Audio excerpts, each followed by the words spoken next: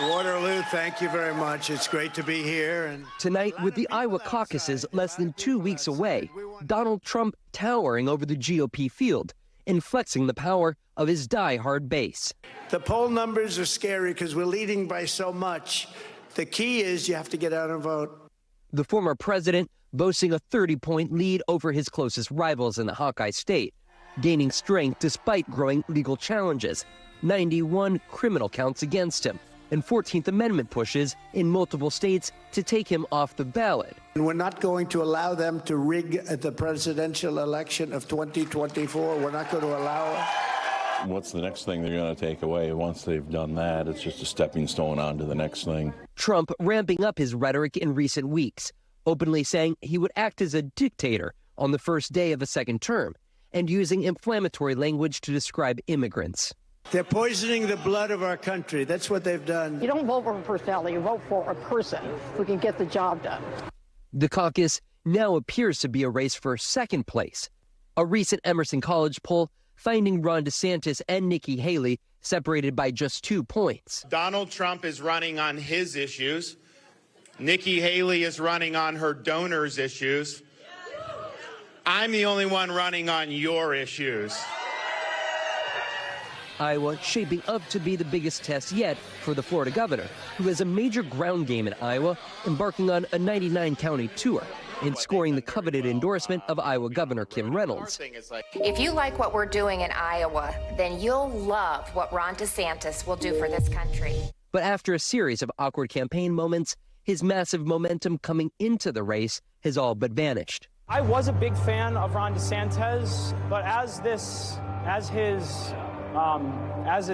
time has gone on, he hasn't really done a whole lot to impress me. Instead, it's been former UN Ambassador Nikki Haley who has pulled off a late surge, vaulting into second in multiple early voting states. It's great to be back in Dubuque. I'm excited to be here. But a notable omission from a town hall answer, now threatening her support. Asked about the cause of the Civil War, she failed to mention slavery, before saying later that it was the cause. What do you want me to say about slavery? No, you've answered my question. Thank you. Next question. I wish she would have answered the question historically accurate.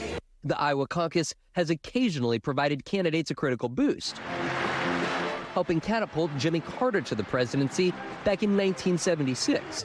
But for Republicans, the caucus is notoriously unpredictable of the party's final nominee, as some have found out the hard way. God bless the great state of Iowa.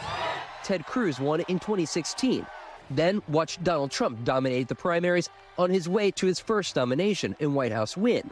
Now, as the candidates make their final pitches to Iowa caucus goers, the question that has loomed over the whole race still remains: can anyone catch Donald Trump?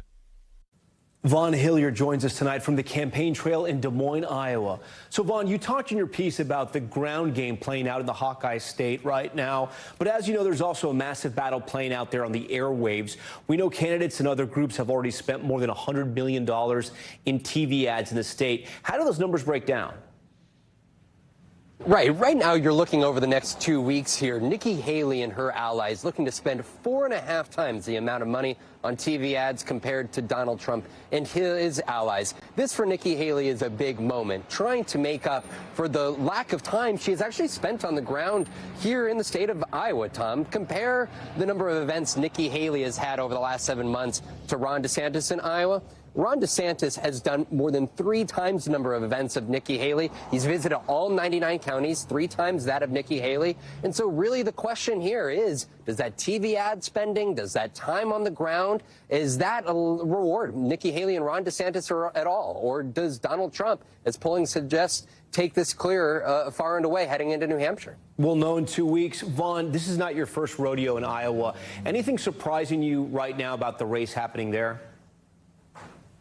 Just how much it has not moved. Largely when you're talking to voters here on the ground, there are Trump loyalists. One thing that I'm looking for, though, is how many independents or registered Democrats show up on caucus night and come and change their party registration in an effort to help out somebody like Nikki Haley as an attempt to stop Donald Trump. That's what I'm going to be looking for here over the next 2 weeks, Tom.